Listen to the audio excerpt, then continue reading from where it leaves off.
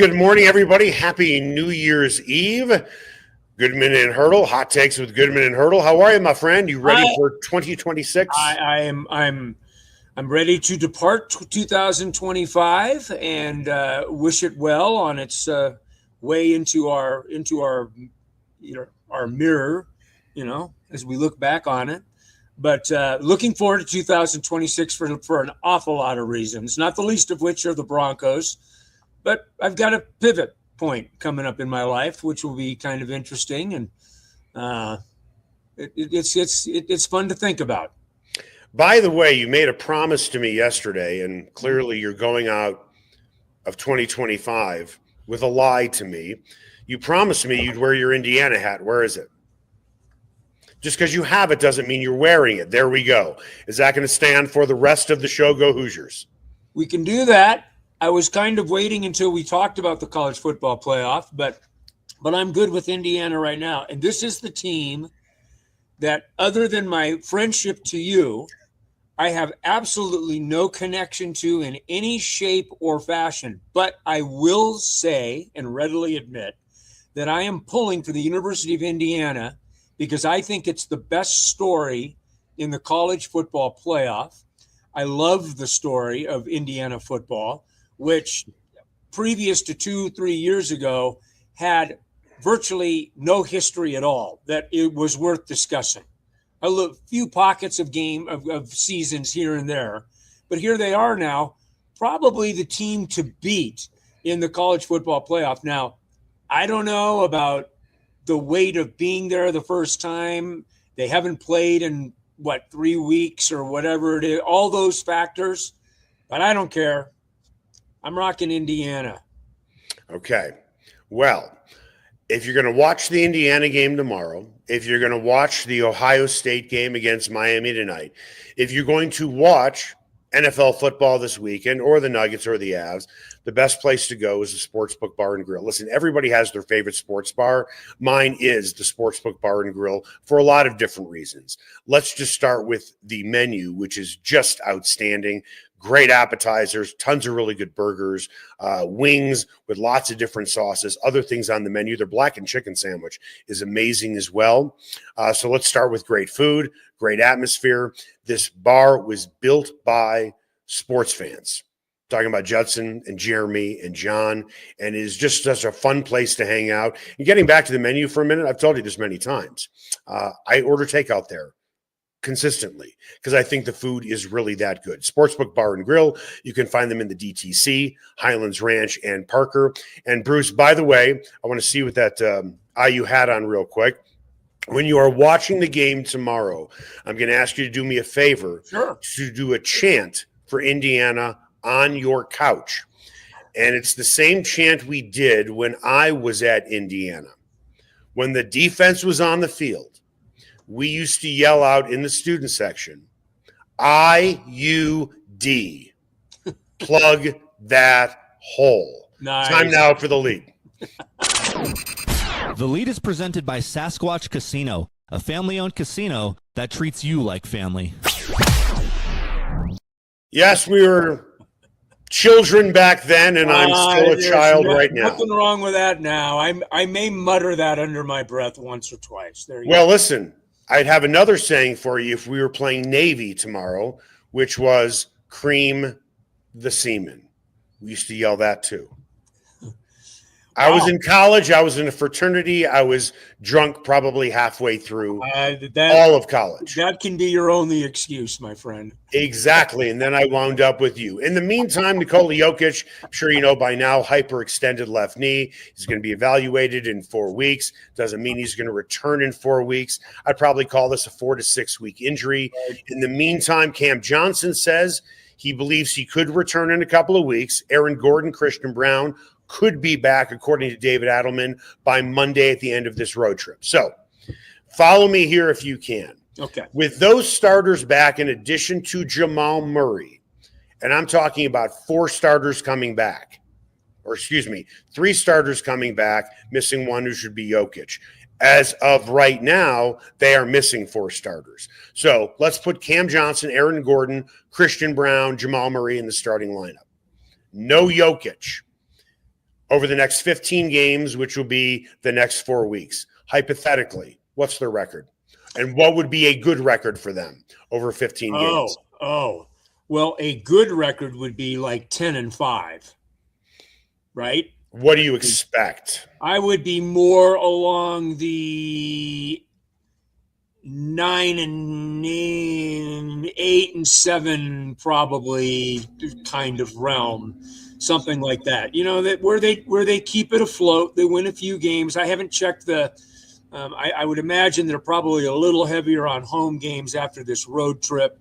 I think that will certainly help them.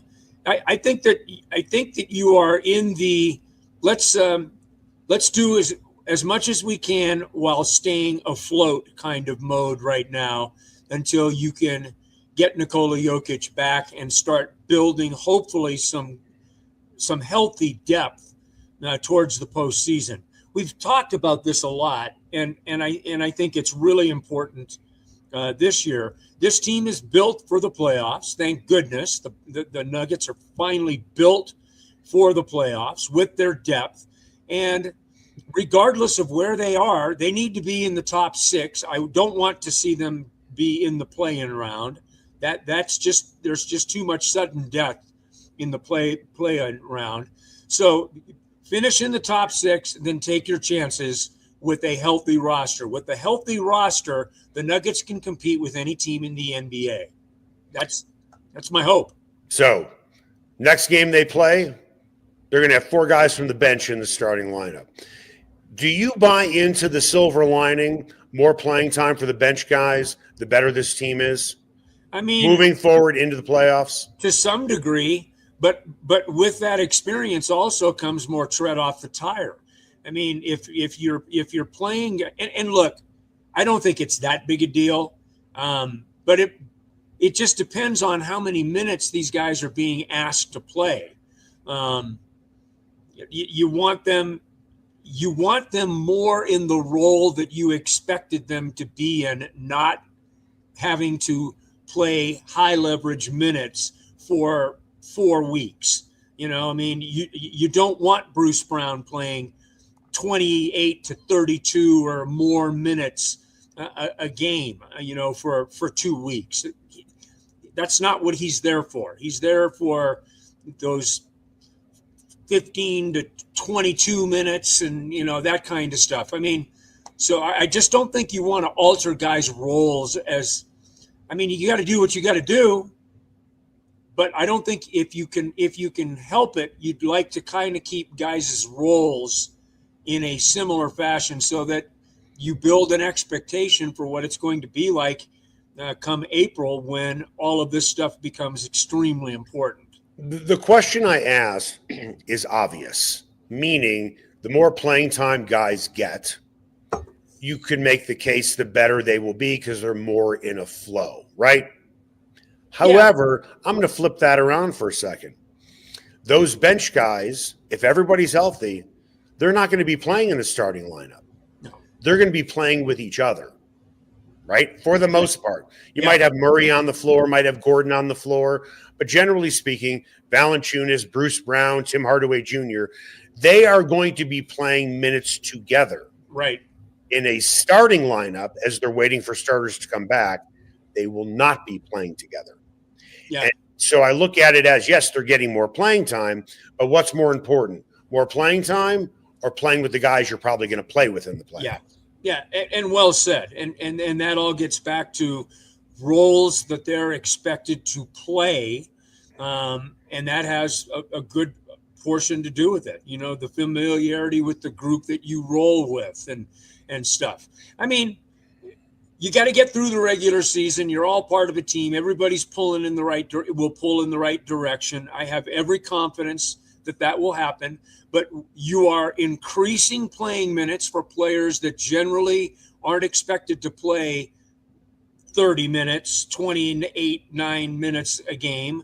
And to your point, you're putting them in rotations that are totally different to them when in the postseason, those rotations you really hope are set and that you have confidence and understanding of who you're playing with and the rotations that you're expected to fill. So it's a challenge. It always is. Anytime that you're just trying to weather storms, you're 30 some games, not even that, right, into the season.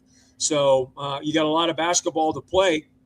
And on top of it, Eric, you still got to play good enough basketball to keep yourself in a good position to get into the playoffs. You just don't want to get down into that 7, 8, 9, 10. That's a mess down there. You just don't want to do it. So the challenges are myriad. All right, we're going to dive in the next segment into the top Colorado sports stories of the year. And as I was looking into this, honestly, I could not believe how many stories there have been. There are a lot. By far more than I have seen in recent years. Mm-hmm. I mean, I came up with a list of like 10, 11, 12 things. Wow. And you can make an argument for any one of those to be in the top 5. But before we get into that, let's quickly dive into the Broncos against the Chargers on Sunday. I know what's at stake for the Broncos, but are you really looking forward to this game? Yeah. Really? Yeah, I am. I mean, I'll be there. I'll be covering it.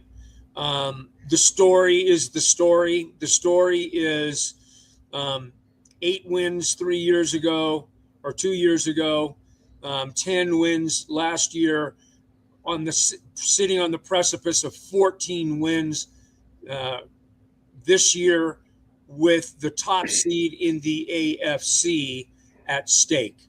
Yes, I am looking forward to it. I just don't care what the Chargers roll out with. Doesn't matter to me. Yeah, for me, I'm not looking forward. I'm looking forward to the Broncos potentially getting the number 1 seed. And you set it up well.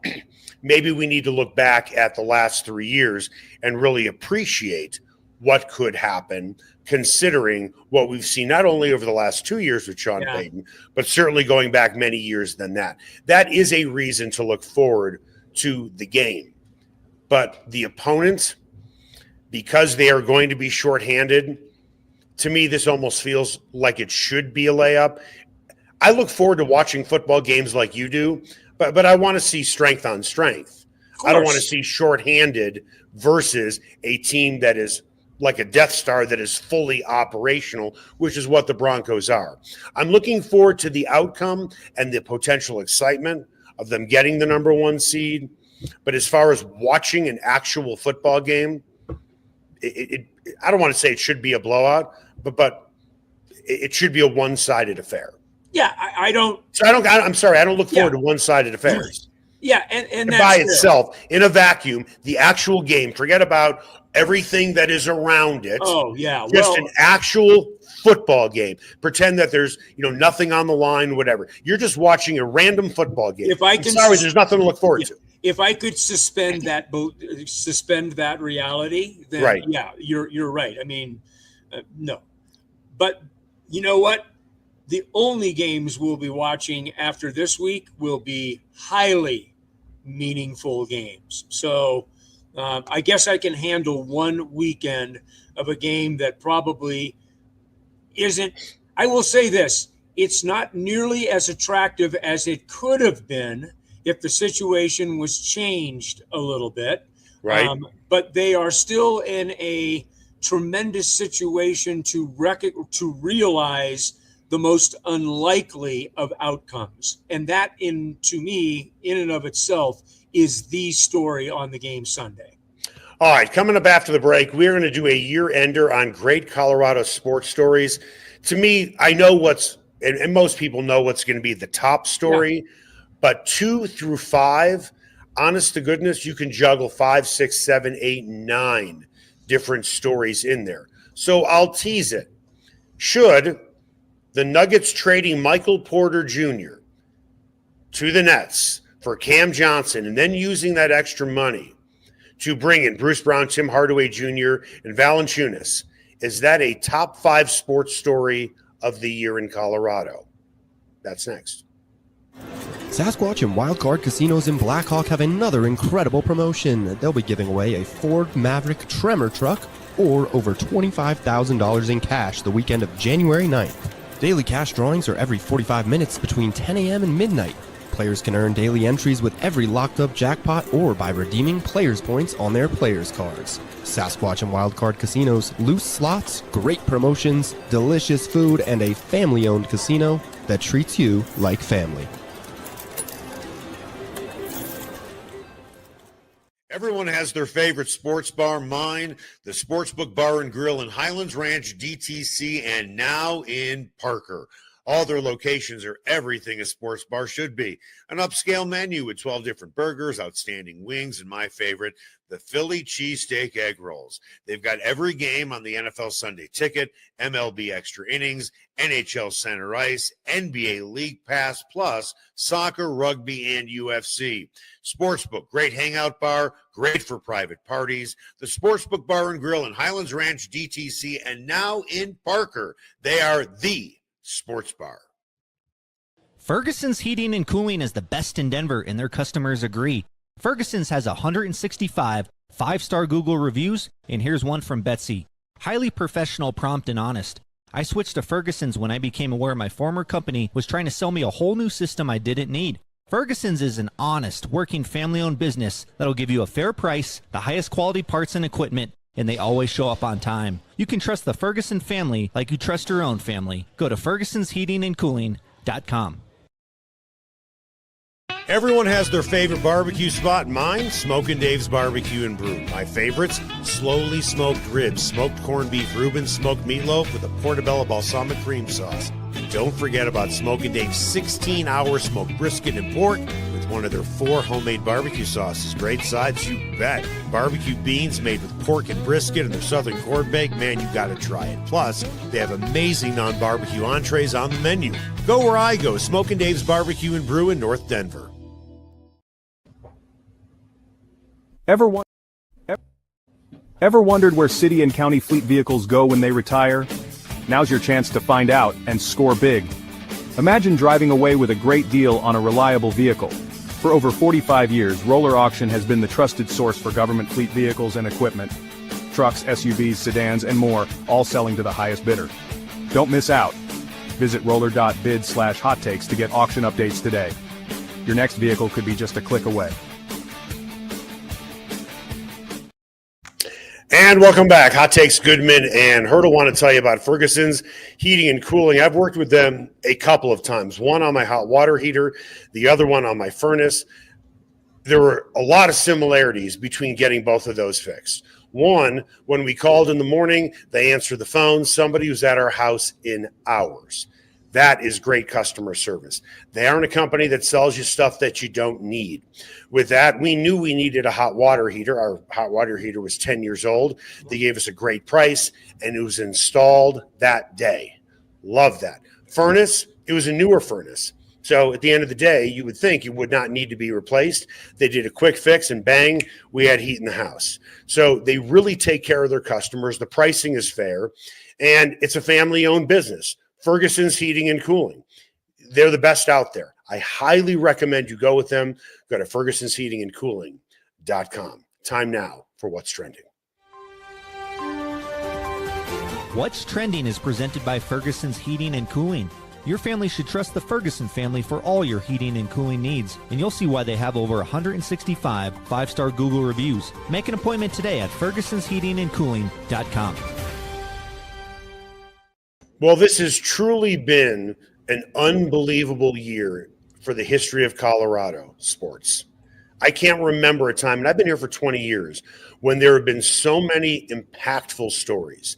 There is no way you could only come up with 5 stories. I think I came up with 10 plus, and you can easily make the case my honorable mentions could easily be in the top 5. For you, are there some honorable mentions that would not be in your top 5? Well, I think the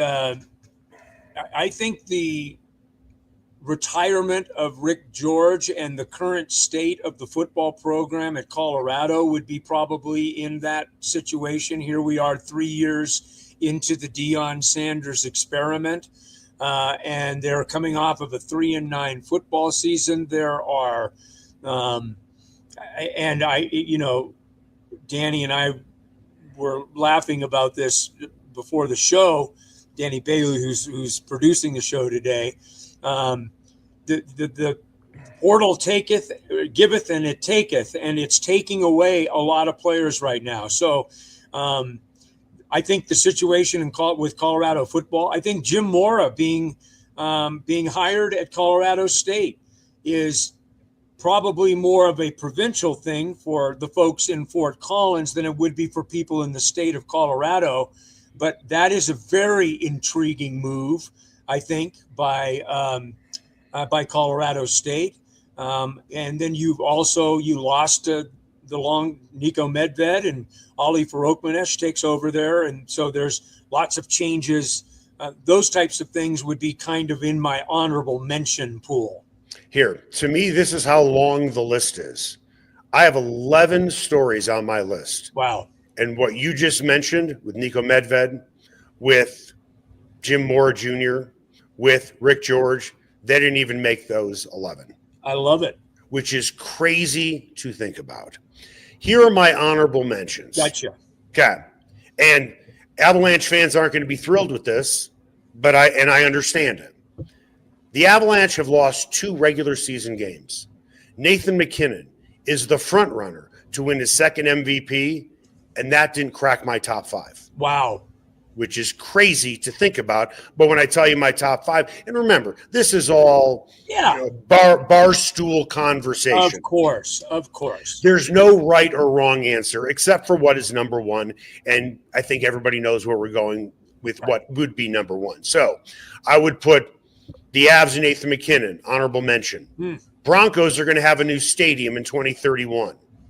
That's an honorable mention. Right. Nuggets trading Michael Porter Jr. for Cam Johnson, using the extra money to bring in Bruce Brown, Tim Hardaway, Valanciunas. That's honorable mention. Chauncey Billups, charged with wire fraud, money laundering, and for allegedly profiting from rigged mafia-backed poker games. Honorable mention. Wow. Travis Hunter winning the Heisman Trophy. Honorable mention. Yeah. The Buffs collapse without Shedeur and Travis Hunter and finish the season with a 3-9 record. Honorable mention. So just how strong is a top 5? Do you want me to go through mine 5 through 1, or you want to just alternate? I'll just throw mine. My 5th one is the NWSL coming to Denver, and wow. I really not even in my top 11. Yeah, I really like the story a lot. Maybe it's because I go by their new facility being built every single day down there. I think that this is going to be a really game-changing thing for the city of Denver and for women's sports in the city of Denver. I was having a conversation last night with friends about this. I love the ownership. I love the fact that you've got Peyton Manning involved in it. You've got Melody Hobson, who is, of course, one of the Broncos owners, involved in this. And the fact that you have a very real possibility within the first couple of years to welcome back 3 world-class players from the state of Colorado to be playing at home. I just think I thought it was a big enough story for me to put in my top 5. That's number 5 for me. Number 5 for me, Shedeur Sanders slipping to the 5th round. Okay. That was not only it was enormous. Huge. It was huge. It was a huge national story. Yep. It was a huge local story. And when you pick stories of the year, I mean, there's a lot of different criteria. Yeah. How popular is the team? How long are the legs of this story where it constantly stayed in the news cycle? The Shedeur Sanders story is still going on right now. Yeah. Are the Cleveland Browns going to draft a quarterback? Or Yeah. are they going to keep Shedeur Sanders? Kevin Stefanski, the rumors flying around Cleveland, setting him up to fail. Stefanski didn't even want him on the team, according to some reports. It's the owner that wanted, Shedeur Sanders. That's number 5 for me. I'll go with number 4. And the only reason why this is on the list, because it wouldn't have been on the list as of 3 days ago. Nikola Jokić is now out 4 to 6 weeks. Yeah. Nikola Jokic's injury changes this chart. There is no question about it. Mine is the general view of the Nuggets that we've talked about. Nikola Jokić being the most important thing. It's changed how the Nuggets, but the firing of Michael Malone, the hiring of David Adelman, the run into the playoffs, and then the rebuilding of the franchise through the trade of Michael Porter Jr., and then the players that they have brought in, to me, is kind of a Nuggets under one umbrella. But that's not a story that you're picking a team and everything that falls under it. Okay, all right. I mean, for me, again, the Buffs collapsed because they didn't have Shedeur Sanders. Yeah. And did not have Travis Hunter. But I'm separating that from Shedeur Sanders going in the 5th round of the draft. I would have had, okay, then I will zero in on Nikola Jokic's injury or no, there's no or. You just move it up your list. Make it number 2. I mean, I've got some other things that I really like. Give me number 3. The Rockies losing 119 and the cleaning house of the Colorado Rockies. Now, that may not be a sexy story to some people that are listening to us this morning, but as kind of purveyors of the entire Colorado/Denver sports scene, this is a huge story for me. Yes. It's a huge story. It's the Rockies moving off center and putting themselves out there in a way that Dick Monfort is not particularly comfortable with.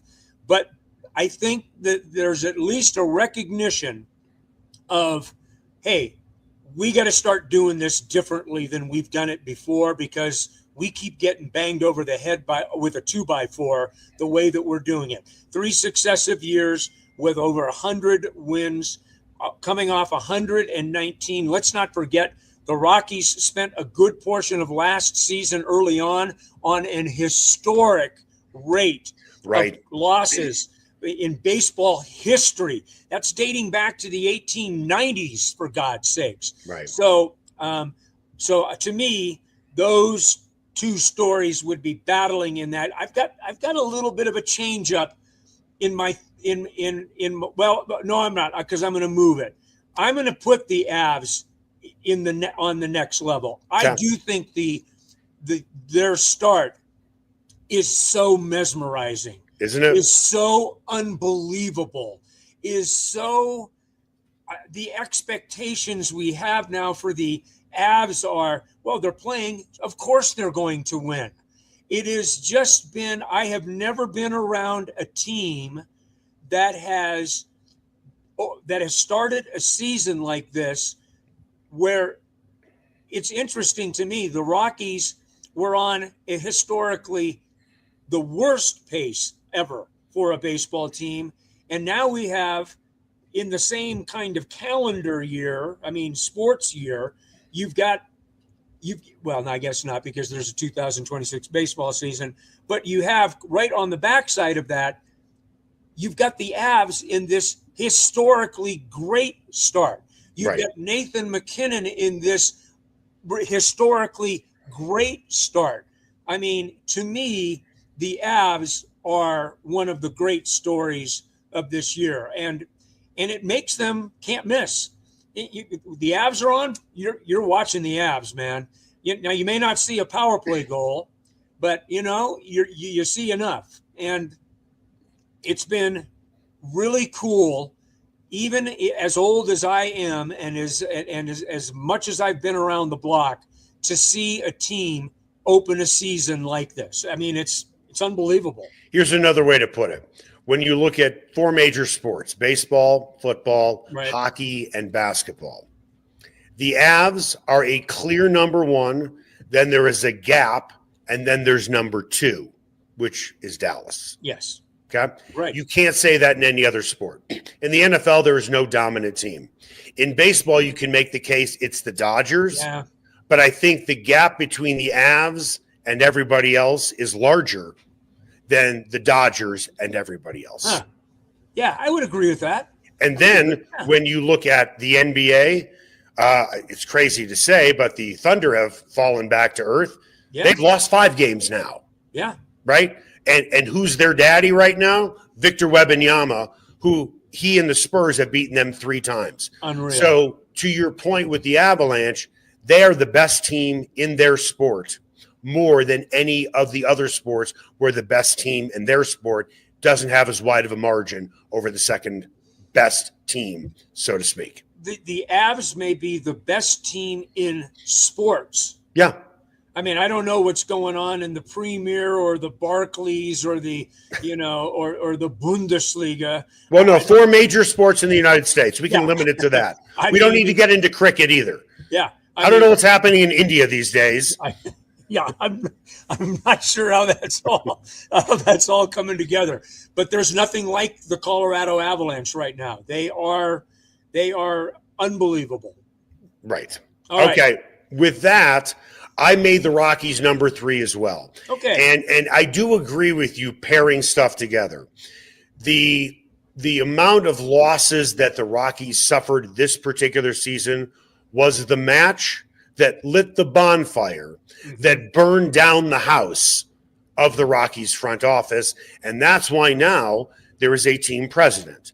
There is a GM below him. Right. And Greg Fiesel is gone. And Bill Schmidt is gone. Right. And Walker Monfort has a lot more power. This has been something that we have been talking about for years and years. When is Dick Monfort going to finally realize that a major overhaul to that organizational structure needs to be burned down and rebuilt by somebody else?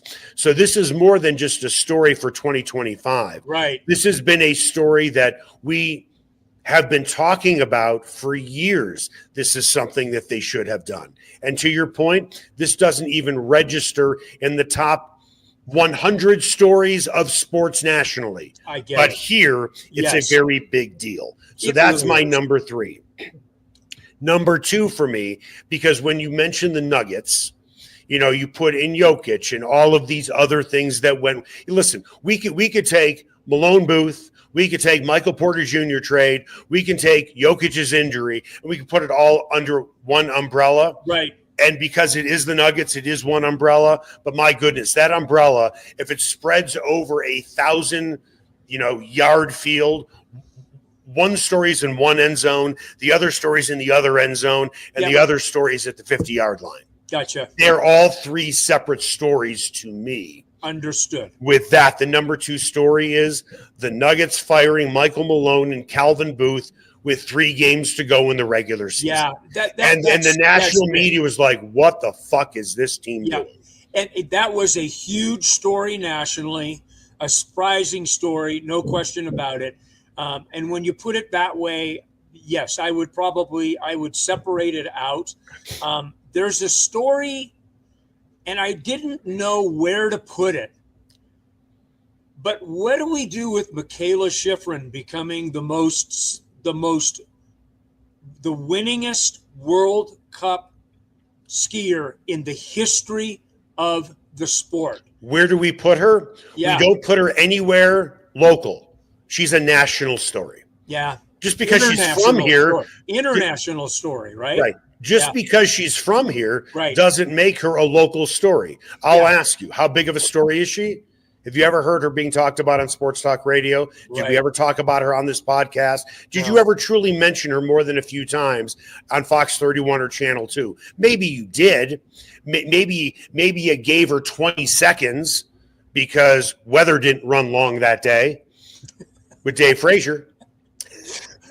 Good one, Eric. I figure as you're getting ready to retire and leave Fox 31 and Channel 2, the slight digs that I might have, you can agree with, because once the Broncos season is over, you're no longer working there. Well, and the great thing is those are time-honored gigs from someone that preceded me at Fox 31 who understands the pecking order of when weather starts taking time, everybody else starts having to give it up. That's just kind of the way it is. No, you're right. And a great point on Michaela Schifrin. Having said that, the enormity of what she did as a Coloradan, while it is not a big local story, isn't it interesting that in Grenoble, France, or in Val d'Isère, or, I mean, you ask somebody about Michaela Schifrin again versus Bo Nix or even John Elway, and you'd here you'd get one answer, there you would get a totally different one because of the international ramifications. So she gets a mention, but no, you're right. The Michael Malone, David Adelman dynamic to me was probably the second biggest story, just ahead of the Avs, just ahead of the Rockies. And it leads up to the Broncos and the run that they're on right now, which to me is the clear top story of the year. And I'm going to try and take everything that is Broncos related and put it under one roof as a timeline story. Beginning of the season, Sean Payton says, I've talked to our players, and I think we can win a Super Bowl. And then the guys started talking about the Super Bowl more. Think about all the years that we have been here where the word Super Bowl would have been seen as a punchline coming out of players' mouths. Totally. The word playoffs was as high as anybody would go. And everybody thought, our goal is to make the playoffs. For this particular team, it was, our goal is to win the Super Bowl. Then they rip off 11 wins in a row. They do it in exciting fashion, if that's what you want to call it, or you can call it nail-biting fashion, depending on your point of view. And now on Sunday, they're going to be playing for the top seed in the AFC. That is the number one story because they're the number one team. And the evolution and what has come before it, and then Sean Payton's ability to shape this franchise and its culture so quickly in his own image is kind of breathtaking, Eric. I mean, not in my wildest dreams did I see this football team put itself in a position in the preseason to win 14 games. You and I both thought they were going to be good enough maybe to be, 11-6, to be in the playoffs, maybe win a game in the playoffs. Look, and we don't know what the playoffs are going to be, how they're going to go.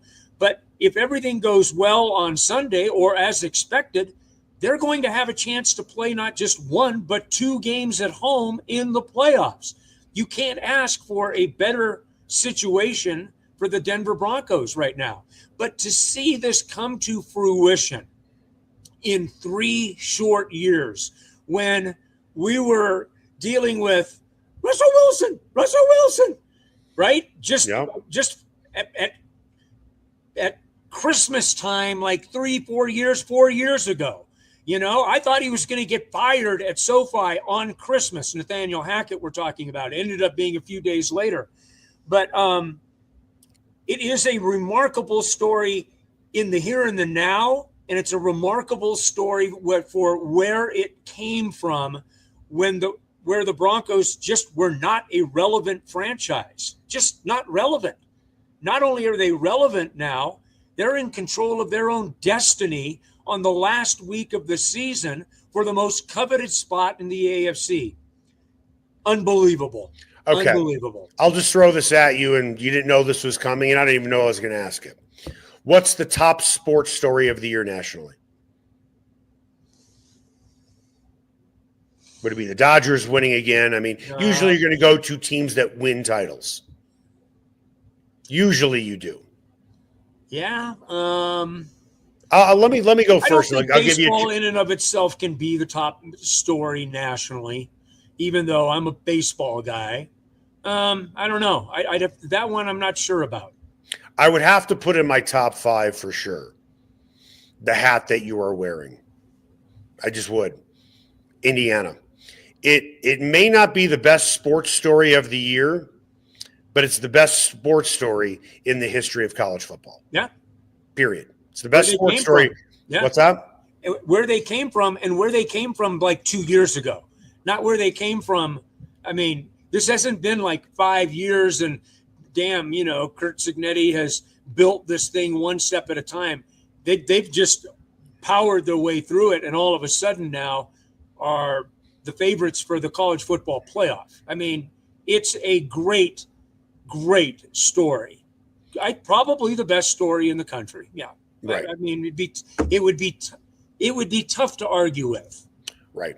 Let's look at, just for fun, and I'm not trying to make this about my alma mater and so on and so forth.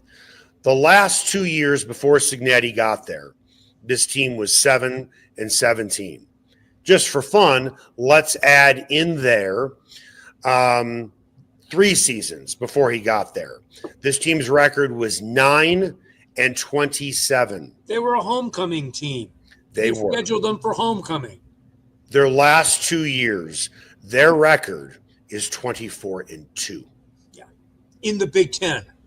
Yeah, it speaks for itself. That's kind of a mic drop. Now, don't go lose to Alabama tomorrow. Please don't. Please don't lose to Alabama. Just take care of your business tomorrow. You're the better football team. I really feel that way.